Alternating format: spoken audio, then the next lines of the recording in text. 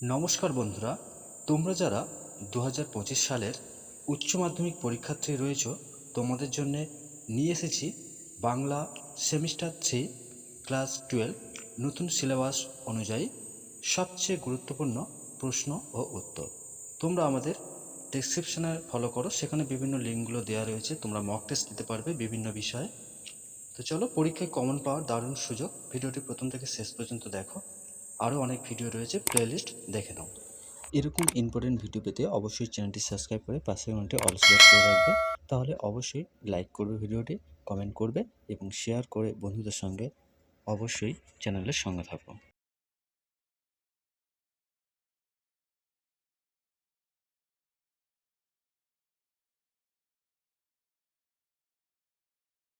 প্রশ্ন: শ্রীযুক্ত জয়রাম মুখোপাধ্যায়ের আদিবাস ছিল ড্যাশ। অপশান ক, খ, গ, ঘ। তো এখানেও কিন্তু তোমরা সঠিক অ্যান্সারটা কমেন্ট করতে পারো, অথবা নিজেরা দেখো কোনটা তোমাদের সঙ্গে উত্তর মিলছে, কতটা প্রস্তুত রয়েছে। তোমরা মক টেস্ট দিতে পারবে। আমাদের মক টেস্ট দেওয়ার জন্য অবশ্যই ভিডিও ডেসক্রিপশনের লিঙ্কগুলো রয়েছে, দেখে নাও। এবারে দেখে নেওয়া যাক কোনটি সঠিক অ্যান্সার হবে। তাহলে আমরা কি জানি যে জয়রাম মুখোপাধ্যায় ছিলেন বিশিষ্ট ব্রহ্মনেতা এবং সমাজ সংস্কারক। তার আদি নিবাস ছিল বরিশালে, যা বর্তমানে বাংলাদেশের একটি জেলা। তাহলে এখানে সঠিক অ্যান্সার ক। চলো আমরা পরবর্তী প্রশ্ন দেখি। ছিন্নপত্র পত্রাবলীর লেখক কে? ক, খ, গ, ঘ। চারটি অপশন রয়েছে: সুকুমার রায়, রবীন্দ্রনাথ ঠাকুর, বিভূতিভূষণ বন্দ্যোপাধ্যায়, মাইকেল মধুসূদন দত্ত। তো তোমাদের সঠিক অ্যান্সার কোনটি তোমরা বেছে নিয়েছো, তো তোমরা কমেন্ট করতে পারো। আরও অনেক বিষয়ে তোমাদের প্রত্যেকটি বিষয়ে tips, syllabus, suggestion, notes available রয়েছে। তোমরা যারা কলেজ করবে পরবর্তীতে অবশ্যই চ্যানেলটি সাবস্ক্রাইব করে রাখো। এবং এই মুহূর্তে তাহলে প্রশ্নটির অ্যান্সার কী হবে? আমরা সবাই জানি যে রবীন্দ্রনাথের শান্তিনিকেতন থেকে লেখা ছিন্নপত্র পত্রাবলীর একটা সংকলন। তাহলে সঠিক অ্যান্সার রবীন্দ্রনাথ ঠাকুর। নেক্সট কোশ্চেন দেখো, দেবদাস উপন্যাসের লেখক কে? দেবদাস উপন্যাস, তাহলে দেবদাস উপন্যাস শরৎচন্দ্রের অমর সৃষ্টি, যা বাংলার অন্যতম জনপ্রিয় একটি উপন্যাস। তোমরা উপন্যাসটা পড়ে দেখবে, খুবই ভালো লাগবে, মন ছুঁয়ে যাবে। তাহলে এখানে সঠিক অ্যান্সার ক, শরৎচন্দ্র চট্টোপাধ্যায়। দেখো প্রশ্নটি ঠিক আছে, এখানে চারটে অপশন রয়েছে, তো সঠিক অ্যান্সার কী হবে তোমরা অবশ্যই কমেন্ট করবে, ঠিক আছে? তো চলো আমি তোমাদের প্রশ্নের অ্যান্সারটাও শেষে দেখিয়ে দিই। তোমরা যারা বাংলাতে মক টেস্ট দিতে চাইছো, ঠিক আছে, তো তোমরা কিন্তু মক টেস্ট দিতে পারবে। ভিডিও ডেসক্রিপশনে লিঙ্ক দেওয়া রয়েছে। এছাড়াও তোমরা এই মুহূর্তে ওয়েবসাইট দেখতে পাচ্ছ, ওয়েবসাইট 1, ওয়েবসাইট 2। এখানে গিয়েও কিন্তু তোমরা গুগলে গিয়েও বা ক্রোমে গিয়েও তোমরা যে কোনো সাইটে গিয়ে তোমরা কিন্তু এই দুটো সার্চ একটা যে কোনো সার্চ করলে তোমরা পেয়ে যাবে, ঠিক আছে? তো তোমরা একটু দেখে নেবে। চলো প্রশ্ন দেখো, পথের পাঁচালী উপন্যাসটি কোন ধারায় লেখা? কাল্পনিক, বৈজ্ঞানিক, সামাজিক, রোমান্টিক। তো আমরা কম বেশি সবাই পড়েছি পথের পাঁচালী। তো তোমাদের বলে রাখি, তোমরা কোন উপন্যাস সম্বন্ধে জানতে চাইছো ভিডিও, তো অবশ্যই কমেন্ট করো। এছাড়াও আমাদের প্লে লিস্টে দেখো, সেখানে বিভিন্ন উপন্যাসের সংক্ষিপ্ত এবং পুরো উপন্যাসটি তোমাদের জন্য ডেডিকেট করা ভিডিও রয়েছে। পথের পাঁচালী একটি বাস্তবধর্মী গ্রামীণ জীবনকে তুলে ধরেছে। তাহলে আমরা এখানে কোন অপশানটা নেব? অপশান গ, সামাজিক উপন্যাস। জন্ম যদি তব বঙ্গে কে লিখেছিলেন? আমরা সবাই জানি এটি হচ্ছে একটি দেশাত্মবোধক কবিতার অংশ। তাহলে কে? উত্তর হবে রবীন্দ্রনাথ ঠাকুর। চলো প্রশ্ন দেখি, আনন্দমঠ উপন্যাসে কোন গানটি প্রথম ব্যবহৃত হয়? এটি খুব সহজ প্রশ্ন। আমার সোনার বাংলা, বন্দে মাতরম, জনগণমন, চল চল চল। তাহলে আমরা সবাই জানি আনন্দমঠ উপন্যাসে কোন গানটি? বন্দে মাতরম। বঙ্কিমচন্দ্রের লেখা বা বঙ্কিমচন্দ্রের উপন্যাসে বন্দে মাতরম গানটি প্রথম স্থান পেয়েছিল। ওকে, তাহলে সঠিক অ্যান্সার বন্দে মাতরম। দেখো নিচের কোনটি একটি আত্মজীবনী ধর্মী রচনা? চারটে অপশান আছে।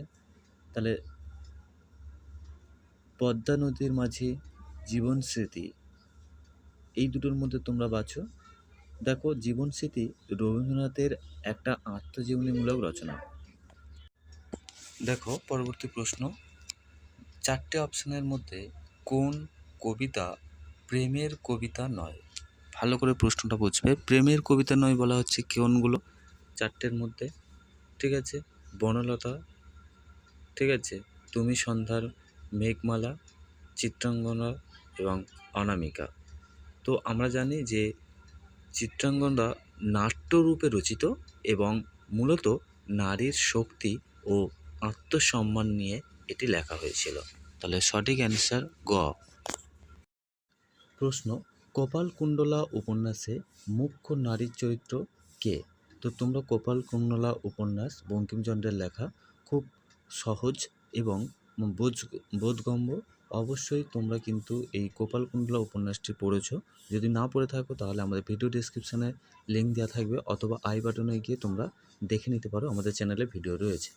ওকে, তাহলে বঙ্কিমচন্দ্রের এই কপালকুণ্ডলা উপন্যাসে এক সাহসী নারী চরিত্র তুলে ধরা হয়েছে। কাকে? কপালকুণ্ডলা নামে একটি নারীকে। পরবর্তী প্রশ্ন দেখো, পল্লী সমাজ উপন্যাসের রচয়িতা কে? পল্লী সমাজ, তো পল্লী সমাজ উপন্যাসটা কী নিয়ে লেখা হয়েছিল তোমরা জানো? একটি গ্রামীণ সমাজ ব্যবস্থার বাস্তব চিত্র কিন্তু এই পল্লী সমাজে খুব সুন্দর করে লেখক শরৎচন্দ্র চট্টোপাধ্যায় তুলে ধরেছিলেন। নেক্সট কোশ্চেন দেখো, সোনার তরী কোন সাহিত্যিকের কাব্যগ্রন্থ? সোনার তরী, তাহলে সোনার তরীতে এক গভীর আত্মসন্ধানে একটা কাব্যগ্রন্থ, ঠিক আছে, যেখানে রবীন্দ্রনাথ খুব সুন্দর করে তুলে ধরেছে। সোনার তরী রবীন্দ্রনাথের লেখা। তোমরা আমাদের ইউটিউব চ্যানেলে যাও, প্লেলিস্ট আছে, অথবা আমাদের ওয়েবসাইটে দেখো, বিভিন্ন কাব্যগ্রন্থ থেকে শুরু করে কবিতা সমস্ত কিছু রয়েছে, তোমরা পড়ে নিতে পারবে। প্রশ্নটি খুবই সহজ। দেখো, বিদ্রোহী কবিতার মূল ভাব কী? অর্থাৎ বিদ্রোহী কবিতাতেই বলে দিচ্ছে যে কবিতার বিদ্রোহটা সর্বপ্রথম প্রাধান্য পাবে। তাহলে কাজী নজরুলের লেখা এই কবিতা অর্থাৎ বিদ্রোহী কবিতাটি আমাদের শেখায় যে অন্যায়ের বিরুদ্ধে সংগ্রামের যে প্রতীক সেটা তুলে ধরেছে এই বিদ্রোহী কবিতায়। তুমি যদি যে কোনো বিষয়ে বা যে কোনো কবিতা পড়তে চাও তাহলে অবশ্যই আমাদের ওয়েবসাইটে আছে, অথবা ইউটিউবে প্লেলিস্টটা দেখে নেবে। খুব সুন্দর একটি প্রশ্ন, আত্মজীবনী শব্দের অর্থ কী? নিজের জীবনের বর্ণনা, অন্যের জীবনের বর্ণনা, কল্পনার কাহিনী, ইতিহাস নির্ভর কাহিনী। তাহলে আত্মা মানে নিজস্ব এবং জীবনী মানে জীবনের কাহিনী। তাহলে সঠিক অ্যান্সারটা তোমরা বুঝতে পেরেছো? অবশ্যই কমেন্ট বক্সে তুলে ধরো। চলো প্রশ্ন দেখে নাও, রাখি বন্ধন প্রথা চালু করেন কে? এটি খুব সহজ এবং সবাই পারবে অ্যান্সার দিতে। তো আশা করি 15 নম্বর প্রশ্নের অ্যান্সারটি কমেন্ট বক্সে সবাই তুলে ধরবে। তো বঙ্গভঙ্গ রোধে যখন হিন্দু মুসলমান ঐক্যের বার্তা দিতে রবীন্দ্রনাথ ঠাকুর এই প্রথা চালু করেন। কিছুই ছিল না, শুধু দুটি সরঞ্জাম, মন্ত্র পড়তে আশীর্বাদের দৈব ও প্রসাদী। কল্যাণীর বিবাহের সমস্ত কথাবার্তা পাকা হইয়া গিয়াছে, শুভ কার্যের দিন স্থির হয়ে আছে। কত অ্যান্সার হবে তাহলে এখানে? উত্তরটা কত হবে? উত্তর হবে ক। বাঙালির সার্কাসের প্রাণপুরুষ কে ছিলেন? নবগোপাল মিত্র, রামপ্রসাদ সেন, অপ্রতুল প্রসাদ সেন এবং প্রিয়নাথ বসু। এখানে সঠিক অ্যান্সার হবে প্রিয়নাথ বসু। তো বাকি প্রশ্ন উত্তরগুলো পেতে অবশ্যই চ্যানেলটি সাবস্ক্রাইব করে পাশে অল সিলেক্ট করে রাখো, অথবা তোমরা সরাসরি এই মক টেস্টটি তোমরা দিয়ে দেবে, প্লেলিস্টে রয়েছে অথবা ওয়েবসাইটে রয়েছে। এছাড়াও আমরা ভিডিও ডেসক্রিপশানে এই ভিডিওর নিচে লিঙ্ক দিয়ে দিচ্ছি, তোমরা সেখানে গিয়ে মক টেস্টটা দিয়ে দেবে, বাকি প্রশ্ন উত্তরগুলো পেয়ে যাবে। প্রশ্ন দেখো, আন্তর্জাতিক অঙ্গনে উপেন্দ্র কিশোরের পরিচিতি মূলত ড্যাশের জন্যে। কী হবে? উত্তর হবে মুদ্রণ শিল্পে মৌলিক অবদানের জন্যে। দেখো আজকের প্রশ্নগুলো খুব মনোযোগ, অনেক প্রশ্ন রয়েছে, সমস্ত প্রশ্ন একটা ভিডিও দিলে অনেকটা লম্বা হয়ে যাবে, তাই তোমরা মক টেস্টটা দিয়ে দেবে। মক টেস্টে তোমরা প্রশ্ন উত্তর সেখানে দেখতে পাবে, ঠিক আছে? তো চলো দেখে নাও, ক্রান্ত কবি নামে পরিচিত ছিলেন রজনীকান্ত সেন। প্রশ্ন দেখো, শব্দার্থ পরিবর্তনের ধারাকে সাধারণত ড্যাশ ভাগে ভাগ করা যায়? কটি ভাগে ভাগ করা যায় শব্দার্থ পরিবর্তনের ধারাকে? উত্তর হবে 3 ভাগে। প্রশ্ন দেখো, ফলিত ভাষা বিজ্ঞান আলোচনা করে বিদ্যাচর্চার বিভিন্ন শাখার সঙ্গে ড্যাশ সম্পর্ক। কেমন সম্পর্ক? সমাজবিজ্ঞানের সম্পর্ক, না মানব ভাষার সম্পর্ক, না মানব মনের সম্পর্ক, না প্রকৃতির সম্পর্ক? অবশ্যই তোমরা প্রশ্নটা ভালো করে বুঝবে, তবে অ্যান্সার দেওয়ার চেষ্টা করবে। তো অবশ্যই এখানে কিন্তু মানব ভাষার সঙ্গে সম্পর্ক। এখন আমাদের একে অপরকে লাগবে। কোন প্রসঙ্গে কখন বলা হয়েছে সেটা তোমরা জানো, ঠিক আছে? তাহলে কোন কারণে বলা হয়েছে এটা? কারণ ছিল আগুন বানাবার জন্যে।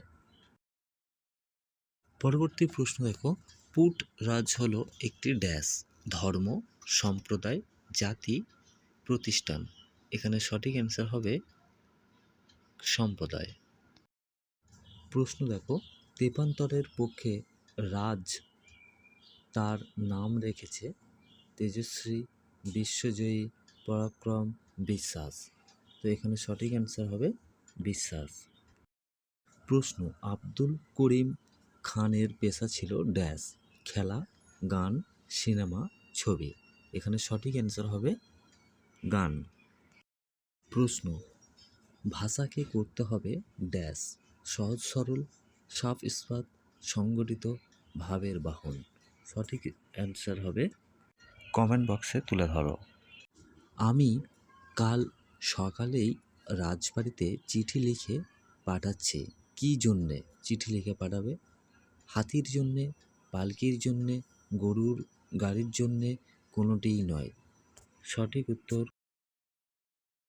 প্রশ্ন, প্রায় 7 বছর বয়স হইল চিরকালই কি কাটিবেন বিশ্রাম এর সময় কি হয় নয়? বিশ্রাম নিচ্ছেন না কেন? এখানে সঠিক অ্যান্সার হবে খ, বড় ছেলেটি কোনো উপার্জন করে না। আজ এই পর্যন্তই। অবশ্যই তোমরা মক টেস্ট দিয়ে দাও। মক টেস্টের প্রশ্ন উত্তর তোমাকে দেখিয়ে দেওয়া হবে। মক টেস্ট, প্রতিটি বিষয়ে মক টেস্ট রয়েছে, সেখানে অনেক প্রশ্ন উত্তর রয়েছে। ভিডিওটি প্রচুর পরিমাণে বন্ধুদের মধ্যে শেয়ার করো, আর ভিডিওটি দেখার জন্য অসংখ্য অসংখ্য ধন্যবাদ।